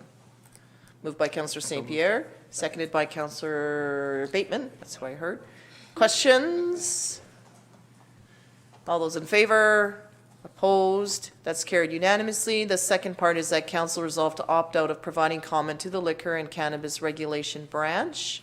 Moved by Councillor St. Pierre, seconded by Councillor Lajeunesse. And this is where, for clarity, that the owners will be contacting the neighboring residents, and they should also make sure that they contact the Legion Housing across the street as well, and the ad. So that's all great. But you could right now have amplified music till 11, which neighbors and the like do from time to time. Correct. This Yeah. is just an amendment to the liquor license so that they can serve. Got it. Right. Okay. Questions? All those in favor? Opposed? It's carried unanimously. Okay, great. Well, wish them well. I'm sure it'll be a hit. Curious to know what the band is now. I gotta see how they get 400 people in that little parking lot. Counselor McMath? I just to follow up on my other question, is it being taken down and do we have the contact information of the applicant so that we can phone them right now? Okay, thank you. Okay, thank you, Counselor McMath. Okay, correspondence requiring action. 12.1 is Road Safety BC Pilot Enhanced Road Assessment. This is a correspondence from the Minister of Public Safety and Solicitor General. Counselor St. Pierre? I'm sorry, do we not have an additional supplementary agenda No, it's first? in the regular. Oh, sorry. Okay, And you bounce back. Yeah. sorry. Ignore me. Okay, I will. So, you may know that we had been advocating for testing to occur here in Souk. And so I do recognize Councillor Bateman had done some outreach here that not everyone is required to get an enhanced road safety test. It depends on how the physician's sign-off goes. However, I believe that anyone who's approaching the age of 80 has a form that you receive before you renew your license. You need to take it in to see your doctor, who then signs off. Now, the challenge that our residents have had is most seniors self-regulate their own driving. They'll choose not to drive at night. They choose where they decide to go. But for those that had required testing, then have to only go to the testing office on Mackenzie, which is really tricky. So if you've never driven in that area and don't drive it, suddenly you need to drive, and then you're with a tester who turns right, turn left, turn right, and then turn here, turn there, do this, do that, stop. Okay, now find your way back. And if you don't, you may not pass the test. And so I don't tend to drive in that area myself that much, but if someone did that and I wasn't paying attention and they say, okay, now find your way back, I'd be like, well, we'll get there eventually, right? Like, do I have to go back the way I came? So many, I know, it's like, if you don't drive in a certain spot, like if it's not a place where you go, you don't necessarily know your way around. So many people, you know, part of the advocacy effort that led up to this, they only drive in Souk. And if they need to go elsewhere, they will catch a ride, or they may drive to Costco and back. Like, that is a one route there and back. They don't drive all over. They don't necessarily drive at night. I think of my mom, who never drove at night, never drove to Royal Jubilee Hospital, or she did and then didn't. Like, she self-regulated, I'm not comfortable doing this anymore, and many others are the same. So the whole plan was that there be a test office available in Souk, because we have seniors that would just want to drive in and around Souk to visit a friend, to get some groceries, visit Life Labs, visit the doctor, whatever, and they don't need to go in and out. So there was a response here, and they are into the pilot. So I just wanted to send a letter back to the Solicitor General, thanking him for the response, but to also request a reset, in that we're now into March. We're already 3 months into the pilot. And I'm not saying that we advertise this, but we may have some folks that are nervous about the test, that thought it was only going to be at the Mackenzie area. And it may provide a bit more comfort to some to realize that should they need to do the test, there is a Made in Souk solution available. And I think that because it comes up on people's birthday, like, we need sort of a 12-month, because if your birthday's in July, the pilot will be over. Like, I don't know statistically when people are born when, but we're not catching everyone, so I'll turn it over to Councillor. Because I was a bit confused too. So I went into Coast Capital and met with one of their ace, what was her name, Morgan Sulima, on Friday afternoon. And she confirmed that these enhanced road assessments are not optional. This is, you get a notice you get a letter triggered by your road safety record, your age, and/or advice of the doctor. So it's not an optional thing. So hence, promoting or publicizing the fact that there's a pilot project happening in Souk will not serve anyone. But it has, as she says, 2 people have so far received letters and needed to come in for a test since the pilot project began in January. And those 2 people were delighted to discover they could have their test in Souk. And so there's no guarantee. These ICBC or Road Safety BC inspectors come out once a month on the 3rd Wednesday of the month. That's part of this pilot project. And as the minister says, it'll run from 4 to 6 months, starting in January. So I like your idea of a letter to the Solicitor General saying thank you so much for following up on a lobbying that began with Al Jones and his daughter Lynn Hamilton at least 2 or 3 years ago. Councillor Casper was involved, and now you've written letters, the whole thing. So it's happening, and this is a pilot project. They want to roll it out across BC to communities that are a little outside the hub. And that Mackenzie Test Center, yeah, I took a little drive-through on a Sunday recently, and it's challenging. There's some, the cycle lanes are part of the test as well. So a Souk driver, I wouldn't know what to do really so I shouldn't say that too loud. I'll get my ERA letter shortly. But in terms, you know, I hear what she's saying in terms of not to publicize, but in some ways, it's stressful for people that, they need to know that there is an option in Souk for when they're due to have this, should they be required to have, because it is mandatory. Yeah.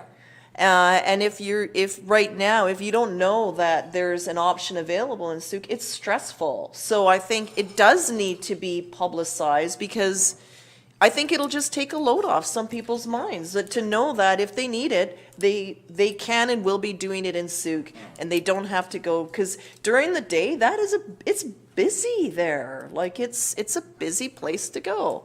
Councillor Beddoes. Yeah, I'd be inclined to publicize it too, just to the fact that there's a lot of people, some at this table, that put some work in on this, and that it does pay to advocate, and we have some results, and I'd be inclined to advocate even further that they make this a permanent thing. I know it's just a trial period, but I mean, they're only talking about 2 at the moment, but I think it's pretty terrifying for a lot of seniors to go in there.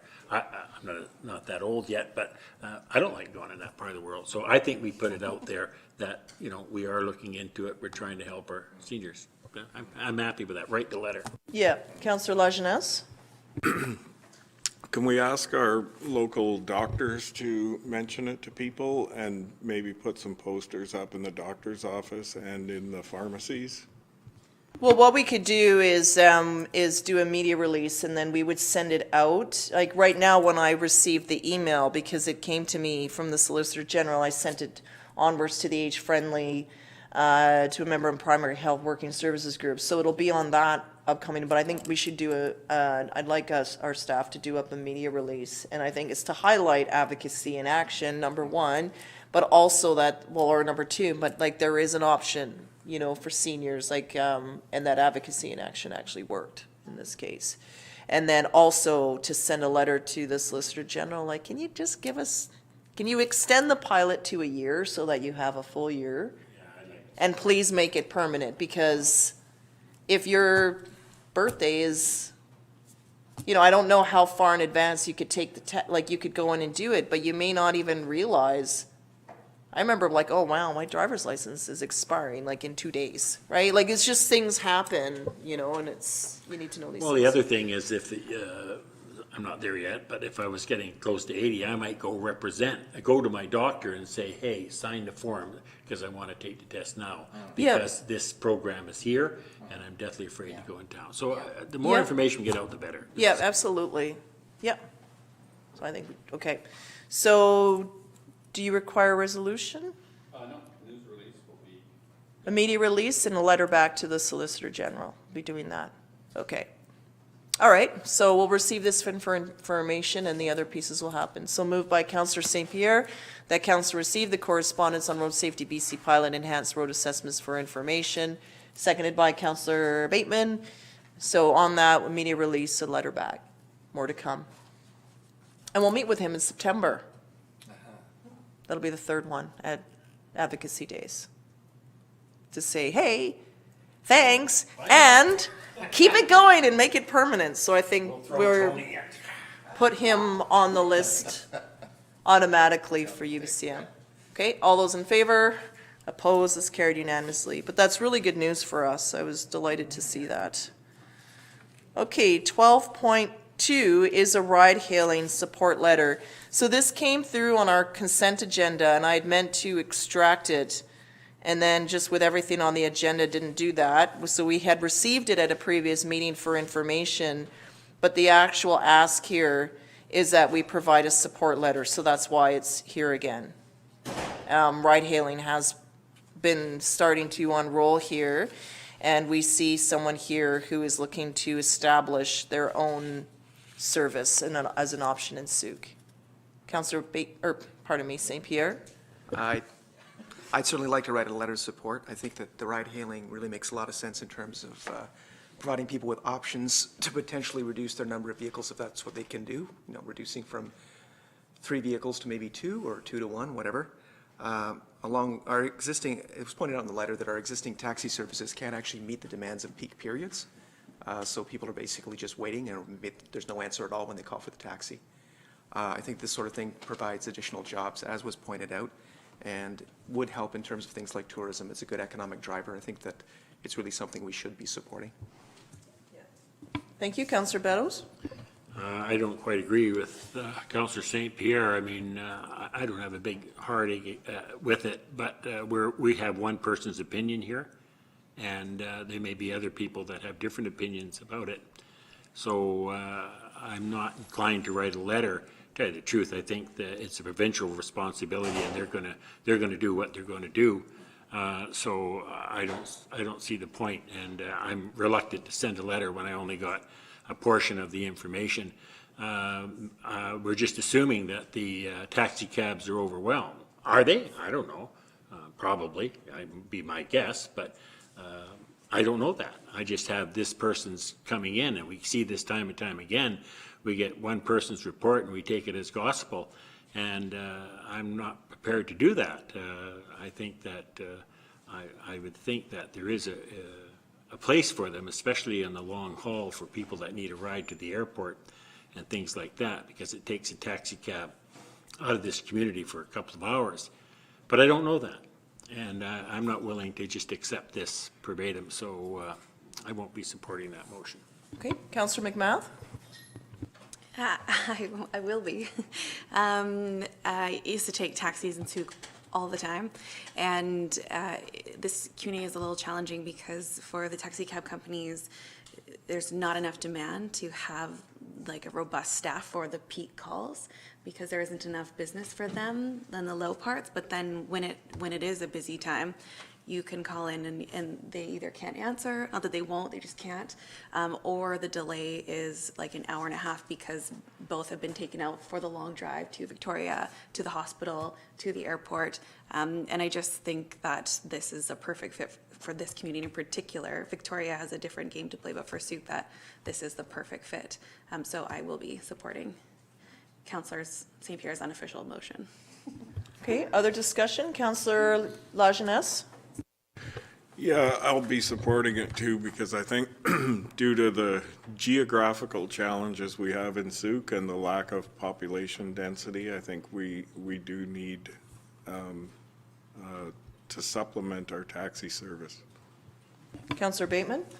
Well, yeah, I too support ride-hailing. However, the Passenger Transportation Board is currently processing, what have they got here? 35 applications so far.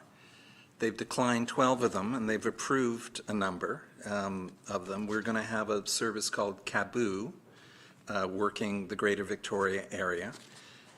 They declined Tap Car, wherein you could have gotten the back seat and sang to karaoke machine, but they've turned that one down. They were going to serve Vancouver Island. But the key point, as I discovered on the the province, one of the province of BC websites is the Passenger Transportation Board has sole authority with respect to the supply and operating area for what they call PDVs, which are passenger-directed vehicles. Municipalities may not refuse to issue a business license to operate a PDV. We cannot prohibit PDVs. We cannot regulate the number that may be operated. So in other words, we have no control over this. So I think this call for Dad's Dial-A-Driver services, who incidentally charge $20 for pickup and then $2.50 per kilometer on top of that. And they launched in 1999 as a designated driver service, so bravo to them. However, it's a bit late. So ride-hailing is a here and it's a fact, and we as a municipality don't have a say over how it plays out, it seems, from what my research today. Maybe staff have some ideas. Mr. McGinnis? Yeah, I will just supplement what Councillor Bateman has said. He's absolutely right that the Passenger Transportation Board does have the sole authority to issue licenses. But it does say that we municipalities cannot refuse a business license to operate a passenger-directed vehicle for the sole reason that the person holds a business license in another community. So one of the things that we can do is issue business licenses. So if there is a letter of support that goes into this, just beware that they do have to go through the business license application and meet all of the requirements for our business license in the district of Sauk.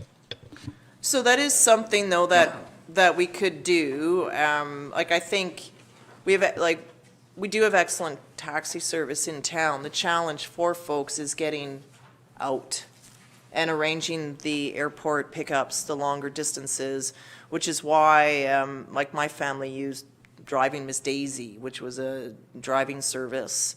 It was more affordable, better than Handy Dart, more affordable than a taxi. It was still $30 one way to get from, say, Royal Jubilee back to Sauk, but it was a reliable and excellent service that was needed. So it's just in terms of scheduling this. This does provide some other options. So should council, I'm sort of hearing that majority would support writing a letter, but we could also include reference to our business license and a form to go with said letter and say, you know, we support, you know, this option here in Sauk, and here's some information, and send it out that way. Yeah, with the understanding that they cannot operate until they get approval by the province. Yeah, and then just to follow the lines of that. So that would be, I'd be inclined to do something like that. Okay, so Councillor St. Pierre, you comfortable, council provide a support letter that provides a reference to our business license documentation? Yes, I would be, and I'm less comfortable with, you know, specific support for Dad's Dial-A-Drive as opposed to what's actually in the letter, which is a letter of support for ride-hailing as an industry to show it as a needed support mechanism for the taxi industry. So that's what I would like the letter of support to be pointing out, not, you know, Dad's driver. Right. It's actually for the ride-hailing industry, which is what's actually being asked for here. Ride-hailing services along with a, business license, Sauk business license information. Is there a seconder for that? And nobody's seconded for discussion. Councillor McMath. Councillor McMath, anything to add? Just for clarity from Councillor St. Pierre, so you would then send this template letter to Dad's Ride Hailing to attach to their application for passenger transportation? I think that's what they're requesting.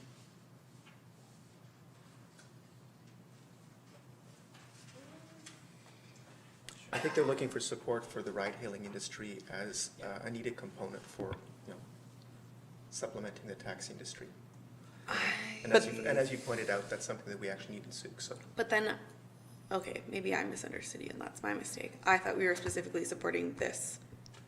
Yeah, I didn't person view it as the because industry because it's already, It's a moot point. like, it's done. Like, the province Yeah. has already rolled out the necessary legislation for it. So to advocate for ride hailing is like, well, whatever. Like, Yeah. that's kind of like, you know, Yeah. sleep at the wheel. We've kind of missed that. It's happening. Yeah, my intention was that we write a letter of support specifically for dads, because this is a local company looking to apply. In Souk, yeah. Okay, can that be a friendly amendment? Yeah, so what we're hearing here is that council directs staff to provide a letter of support for ride-hailing services as an industry in the community to the requestor. That's what we have. What would you like it? Yeah.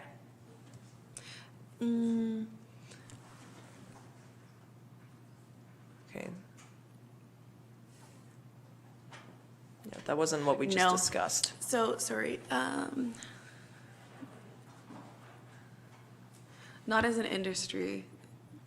Ride-hailing services in Souk, right? To the requestor. Councillor Beddoes, we'll just turn to you. Correct me if I'm wrong, I believe you want to mention the name of the company that wants to operate in Souk, is that correct? Yes. That's what I thought. Can we just replace the requester with the name of the company? Yeah. Yeah, so direct staff to provide letter of support for rail-hailing services as an industry in the community to Dad's Dial-It Driver Services.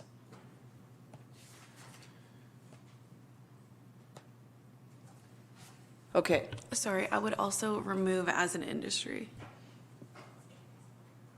yeah, services, and then strike out as an industry. Yeah, because then the question comes, are we allowed to support? Well, we've written letters of support for taxi companies that have been trying to get their license through the Passenger Transportation Board. We write a letter of concurrence to a cellular company, right? We Yeah. write a letter of support for, so, some do, majority of council has, we'll put it that way, has done that. Okay, Councillor Beddoes? Yeah, no, I'm not comfortable with that. I mean, what happens if next week we got Bob's Dial of Driving, and then we got Harry's and Mom's, and, I mean, do we just automatically support everybody that comes here? I think this, again, is another one of those letters that we write that cost us $150 to write, because that's about what it costs staff to write a letter, I assume. I'm just guessing at that. For what? They're not going to do anything. Says who? The province makes the decision anyways. They've already got the application, so I doubt whether they're even going to accept it anymore. So I just rather not do this. I mean, it just doesn't make any sense to me. Sorry. No, that's good. Councillor I think McMath was up next. No? No, Okay, then I'll jump in. Bateman, and then back to St. Pierre. So I found, at the end of the letter, it says, "We are looking for a letter of support for ride-hailing as an industry to show it is a needed support mechanism for the taxi industry." So basically, they're looking for the District of Souk Council to take a side here. And, ride-hailing is coming, it's being legislated now, it's coming. So why would we want to get in the middle of, and I've heard, I don't know where the taxi industry stands on all this. I don't think they're totally thrilled. If I remember a CFAX interview I heard not long ago. So I don't think we should, I think we should just let this go and receive it for information. Okay. Back to Councillor St. Pierre. I'd like to respond to Councillor Beddoes' comment that this doesn't make any difference. I think what it does is it makes a difference in terms of Souk's needs. Certainly the province is moving ahead with ride-hailing, and ride-hailing is a reality, and it'll happen eventually, and so on and so forth. The question is, how soon can we actually have services that we need at the level we need it in Souk? And I think that the letter of support is basically saying, we think we need these services. Yep. And we're pointing that out to the Transportation Board, who have the final say under provincial authority, and that's their wheelhouse. But it's our wheelhouse to advocate for our people and our needs, and our need is for this service.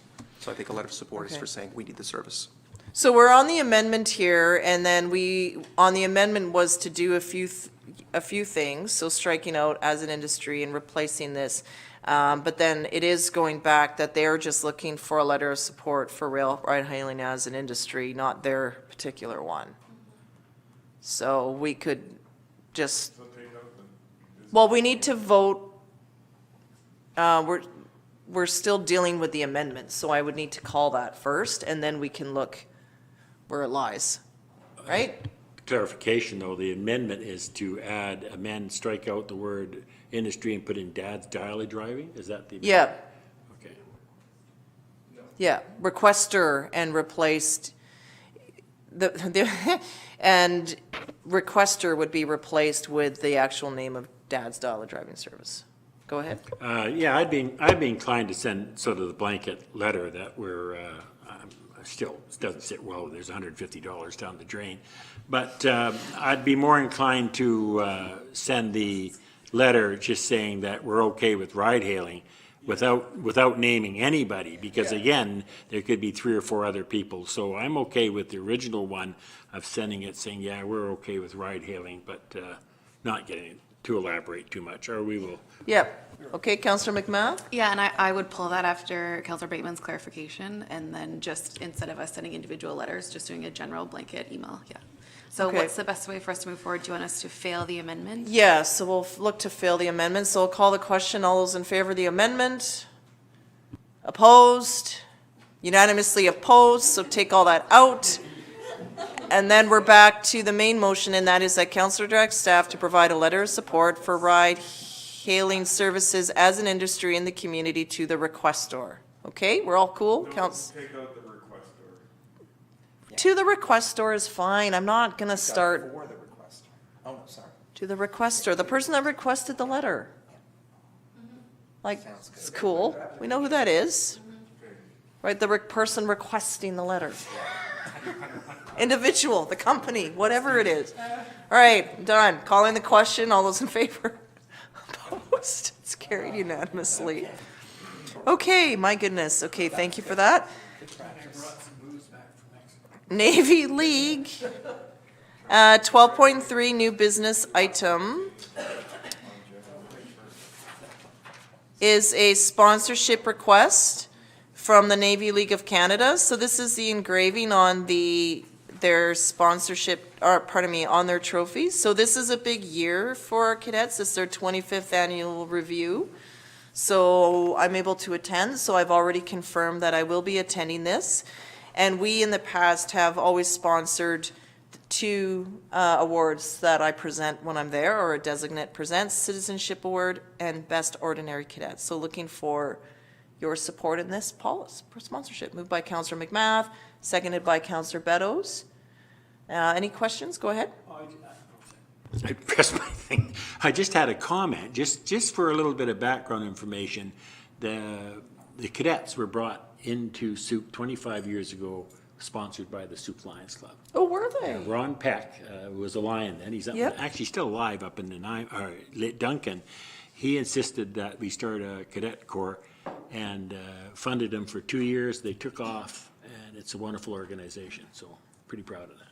No, that's great. No, they've really sharp-looking Yeah, group of no. young people and And really guns, too. interesting responsibilities that they do. Like, they start diving at 9. It's fascinating. Okay, all those in favor? Opposed? It's carried unanimously. So if our staff could take care of that.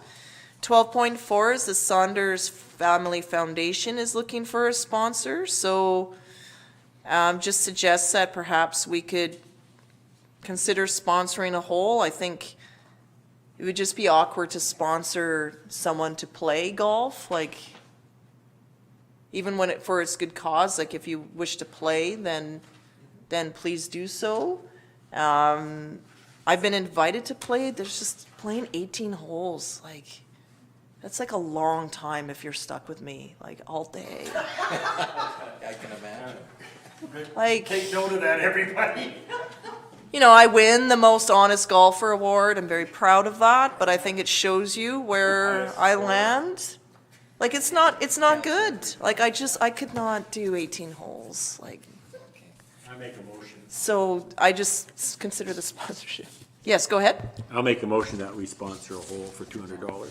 Okay, is there a seconder? Seconded by Councillor St. Pierre. Questions? All those in favor?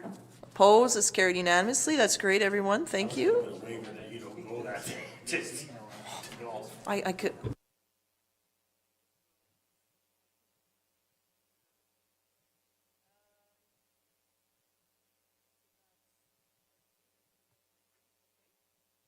So council verbal reports. Councillor Beddoes. When we open up the new gym down at the Sea Park, they're asking that we be on exercise bikes and dress accordingly, and they're going to do a Photoshop. So I'm wearing a Speedo. No, I'm not. Currently, you and Director Hicks are. Yeah, oh, burn your eyes after that one. Anyways, it's it's just taken off down there. The numbers for the last 2 months have just increased the memberships. So it is what the public wanted, and it's looking really good, so. That's great. So that date has now been confirmed on March the 27th, on a Friday. I forget, the other thing is this Thursday, they're doing the count of the homeless people. Yes. What group is that again? I just can't think of it. The Soup shelter. Yeah, anyways, the Lions, the Rotary got together, and they're cooking a pancake breakfast to draw these people in. Great. And my little office I use for the phone book, we're turning that over to the food bank, and they're going to do the interviews in there. Oh, the information. fantastic. So we have to be down there at 7:30. You can do it. Yeah, it's good. What time is the opening? It's at 3 o'clock. 3, yeah. Yep, at Sea Park. You don't have to wear a Speedo. We got that one done. No, it's, will not be. I said that I was querying, is there like a treadmill? Because I'll be wearing a suit and I can walk on the treadmill. We just have to sit on the bike. Yeah, but I always wear, I have to, I will figure it out. I can make this happen. I will. I'm gonna wear a sports jacket and slacks, but I can sit on a bike with that. Yeah, but I don't have any pants that fit me. Like, I will work on this. It'll be fine. It's just wardrobe for me. But it is exciting because I'll be able to speak as UBCM president and then also as Mayor Sook. So it's pretty exciting for me. So I will have a change of wardrobe and be prepared for this. They did like the working, multitasking in a suit piece, so it'll be fine. And anyway, other updates, and that's great for the point in time on Thursday. But I'm done for tonight. Okay. Other updates from members of council? Councillor St. Pierre, Councillor McMath, Councillor Bateman. Okay, so I went to the annual general meeting of Transition Souk last week. Michael Takon has been re-elected as president. David Mallet is the treasurer. Alan Dolan and Susan Belford will be facilitating. They're a very busy bunch. I haven't attended any meetings of transition in the last 18 months, but I went for the AGM. They've got all these Earth Day events coming up in April, community cleanup, special event on Earth Day itself, a community hall community event on the Saturday, and then a repair cafe. There's also going to be a craft swap at the library. And their climate emergency teams are busy. They're bringing Andy McKinnon to town. The Forest and Ocean team is bringing Andy McKinnon to town. The rain harvesting team is organizing a tour of Anne and Gord Baird's EcoSense Center in the Highlands, and a number of other actions. So bravo to them. And on Saturday, Carolyn and I drove out to Chemainus to see the opening of their new library. It's 5,000 square feet. It too went through some peregrinations and stops and starts and some issues with their council, the Chemainus council, but everything has worked out as these things do. And it too is designed by HDR Architecture Associates, who are designing our library. And it's a really beautiful space, lots of wood inside and out, big windows, lots of natural light, big collection, and the place was packed with kids and their parents. And I did get a word with a few Viral staff people, and the they've, as our CAO told us last time, the development permit and building permits are issued, and they're looking at pre-qualification for construction contractors is currently underway. That closes on March 23rd, and then they're putting out actual bids for construction starting early April. So, and beyond that, Oh, I went to a concert by Souk's Fine Brew on Saturday at the Anglican Church. They raised $1,000 for the food bank. That's great. Yeah. Councillor Lajeunesse? Okay. Councillor St. Pierre? I'm inspired. This last Saturday, I attended a meeting with Transition Souk's Food Security Working Group. And looks like they've got a good bunch with some representation from the Garden Club, from Souk Food Chi, from a number of, from the Sauk Nation with Andrew Moore. So good representation, good group, and I'll be enjoying working with them in upcoming meetings. See how that evolves. Okay, so I have some updates here. So a bit of interesting press on Transit Commission meeting. So there was a discussion there about free transit for youth. The motion that came out on that Tuesday was about the development of a business case, a pilot project, and a business case for fare free transit, and to start this in 2021, 2022. I didn't support that because, as you know, when we direct matters to staff, it's another report. And what I feel, and our staff and transit staff only have so much capacity in their time. And what they are focused on right now is getting the bus route, the rapid bus route from View Royal all the way through to Goldstream. So our commuters are already noticing a significant decrease in time to get home from going from downtown all the way to View Royal. And that, having that continue all the way to Goldstream will only improve the service levels. Transit is measured in service hours. So, and when we look at the budget, it's how many more service hours do you allocate? And so the faster the bus moves, obviously, the quicker it is, and then the more buses and resource we can start allocating to service. So this now spans 3 municipalities that transit staff need to work with, View Royal, Colwood, and Langford, and their municipal councils and the like to get that corridor through. So that's focus number one. So what I say, well, what do I support? I support the transit route. The second one is a low-carbon fleet. So already they will starting to be add in lower carbon fleet, and we'll also look to procure electric buses when they become available. So that's the second piece. And the third piece was the Souk Area Transit Plan. So that'll come to our council for us to all see and to do. And of course, the push is to get the service hours directed to our local area needs. There, we will see 4 routes added to the mix to move people in and around Souk, an expansion of routes in and out of Souk. Souk has the highest mode share in the entire area. So despite having the worst service, we have the highest ridership. And what's happening now in some cases that I hear of is passenger pass-ups. So this is where the bus is full and they just cannot get anyone else on there. So imagine if you were a commuter and you patiently, oh, go ahead, get on the bus. And it's like, well, sorry, we're full and you won't fit. And you need that bus to get you to work on time, and you've been passed up because a number of young people of ours decided to take the bus 2 stops to the high school.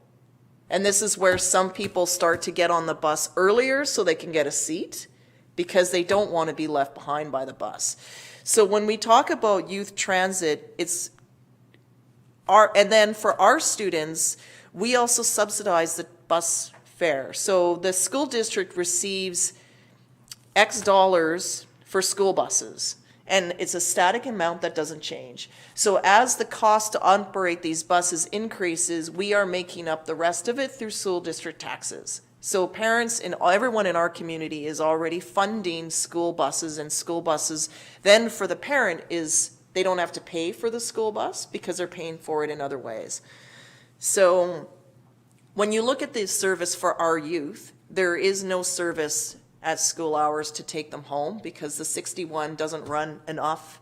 And on evenings and weekends, Easter Monday, it's Saturday service every hour and a half. And that's the 61. So I was asked on the radio, well, did you take transit home? I took it home. Well, how long was that? Just under an hour. And what I should have said was, but then my husband picked me up because it would have been another half an hour to walk to my house because there's no bus service that would have taken me there. But this expanded service will actually allow for that. Should we have progressed free service for youth? That would have been about a 25 to 30% tax increase to property taxes minimum. And then there would be an increase in service in the core. So how would our families feel if you're now paying more in property taxes so that the kids that go to these private schools get free transit fare? It's kind of a tough one to follow when affordability is a challenge in our communities, we've heard. The other part to this is that the transit, they're running out of room. The system itself is hitting a point where there is no more capacity.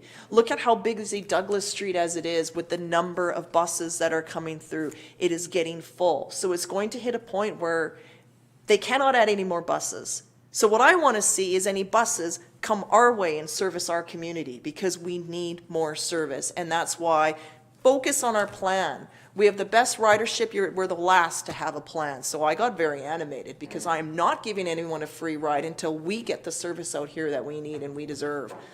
So, It takes me 2 days to take the bus to here. well, you couldn't even ride. And we looked at it, how about the transit challenge? Yeah, that would work really well. We would have to time this meeting, and you know what? No, we're going to meet for another hour because there's no bus here. And Tony and I agreed that we would just walk home because there's just no way we could wait for it. It would just be faster to walk. 40 minutes roughly to date there. I'd be uncomfortable doing it by myself, but with Tony, it would be great. Yeah, through the park and off we go. So that, it was defeated. And I know that some people are upset. It doesn't mean that I oppose climate action. This is supporting climate action. Low carbon fleet, rapid transit, more service. I think that's a very strong, solid position. So that was number one that happened. At the Capital Regional District, I chair the First Nations Relations Committee, and part of the work that was done up until 2018 was through a task force, and that was how do we obtain First Nation representation on the board. So there is a change needed to the Local Government Act, but what the committee is looking at is, can we start with committees and internal CRD policies? So those recommendations pass, and they'll be coming to the board on Wednesday. So looking at that piece there. The other one that raised was the piece about dogs on leash. So we put forward a notice of motion, and it was sort of responded with, here's this for information, because the CRD did do consultation with council a number of years ago, with stakeholders a number of times, and they're just saying, well, you never actually raised dogs on leash or not. So, okay, I guess we missed that opportunity. However, and then they have adopted an entire on-leash strategy for the entire goose. But the point that I was making there is that the goose in Souk is completely different than the goose in other parts. Like, even looking at it, it's paved and divided in Saanich and Victoria because of the high amount of commuters. It doesn't work for commuters because of where it is. So they are open, and I put forward a motion, like, can you just examine this section of it? And they'll identify what makes sense for the best kilometer marking, and then one end of it, what would the season be and what makes the most sense. So the park staff will come back, and there was support around the table for that, which I think is a positive for our community. Because we heard from Ms. Hall and others and Mr. Whittick that when they're walking the dog in the morning, they're greeted with an enforcement officer. Like, that's not... I'm up there 3 or 4 times a week, and I never, ever have trouble with dogs. No. On bicycles. Yeah. Well, yes. So that's something that's being examined, which I think was a positive there. So those happened. And then you may know that I was in Quebec attending an FCM board meeting. So part of our piece was an update on Budget 2020 and the FCM push on that. You may know that we pushed for doubling of the gas tax. The federal government responded to that last year. So in this case, we have local climate action that builds lives, things like permanent transit funding, accelerating transit electrification, making rental housing more energy efficient, strengthening tools for local disaster, climate resiliency, progress on housing affordability through the strategy there, strengthening communities of all sizes, big conversations around mobile and broadband service. And so for some that are concerned, like the federal government has now approved Telesat to launch 200 and some satellites to provide internet service to remote communities, and it would actually be done via satellite. It's quite fascinating, actually. I also sit on a Western Economic Solutions Task Force. So through this, we've learned that there's abandoned oil wells in Alberta and BC where they pay a $10,000 deposit, but the reclamation is some $250,000. So clearly the deposit is not doing this. Edmonton has around 300 of them alone. There's several in the BC. So we were talking a bit about that and what is our conversation about that federally. And I did share, like, it's not about letting anyone off the hook here. You know, whether it's an oil company, you have to fulfill this. And also in terms of BC, we have abandoned mines. We have derelict vessels in our harbor that are also, so it's a very interesting conversation to have.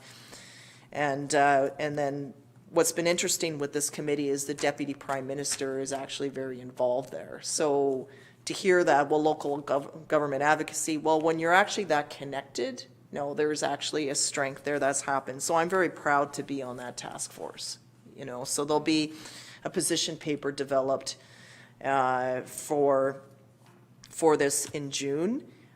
Big push on cannabis revenue share. Only Quebec and Ontario are flowing it through to local governments. And so there will be a push from both our federal peers as well as our provincial peers to step up that, because we want our fair share. We want our third. So you may have heard me in some media calls that we want our third, and that was the commitment that the federal government made. So in our case, it just needs to continue there.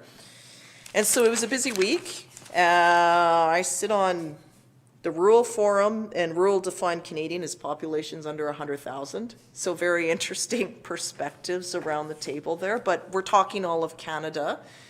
And when you look at places in Nunavut, like just how, like look how large some places are in terms of I was talking to a Reeve, and it takes him 4 hours to drive from one end of his county to the other, like in terms of space, because I'm like, 4 hours at 5 o'clock. yeah, exactly, right? And I'm like, is that by bike? And he just kind of laughed at me, right? Rural Forum, increasing participation of women in government. Yesterday, International Women's Day. There was actually a video, and I was in it, so that was kind of cool to see. And so that's being shared, as well as environment and sustainability. Sustainable Development, BC Caucus, and one Provincial Territory Association. There was something else. Election readiness, and the full board itself. So it was a busy days, and I have a bit of a dry cough because I realized from Wednesday night through till Friday, I didn't go outside once. So it was just dry air, that's all it is. And then, but it's nice to be home. I noticed a remarkable difference when I got there. On a fun note, Ms. Mushata and I were in El Colpoye for Career Day. And so we met pretty much every group from kindergarten to grade 5. And then talking about what do staff do at the district and the role of elected officials. So I wore my chain of office, and they were very fascinated by the gavel and what does that do. And this is like my tool, the one tool I get to use. But we talked a lot about how you can shape your community either by working for the district or by serving on council, and how the two roles work together. So very good group. And when we asked them a bit about what they would like to see, I think overwhelmingly we hear activities of all sorts, different types of retail, but a lot of activities. And they really don't like the fact that people litter. So when you see it from young people, you know, clearly that's something that they're not the problem, it's other generations. So more work on that there. So anyway, it's just been really busy since I've seen you last. And you may know that the exchange trip to Japan has been canceled. Oh, it has. Yeah. So that I think I hadn't quite turned my head to it. I'm very disappointed for the young people, though, that were really excited about an opportunity to travel. So we'll just have to see how things settle, but you'll probably see headlines all over about trips being canceled. Yeah, and that's how it is. But for now, it'll give me time to get some other stuff done. So that's my note. If you do not subscribe to the FCM's communique, I recommend that you do, and there's a variety of newsletters that you can sign up for. They're very quick pieces about what's happening at the board, our success and advocacy, very interesting pieces here and there, so it's something to consider. I'm assuming you all subscribe to the UBCM Compass that comes out on Wednesday, right? Okay. Excellent, okay. So I think that brings us to our close tonight. So I'll look for a motion to adjourn, please. Moved by Councillor McMath, seconded by Councillor St. Pierre. All those in favor, opposed, carried unanimously. Thank you. Not bad. Not bad at all.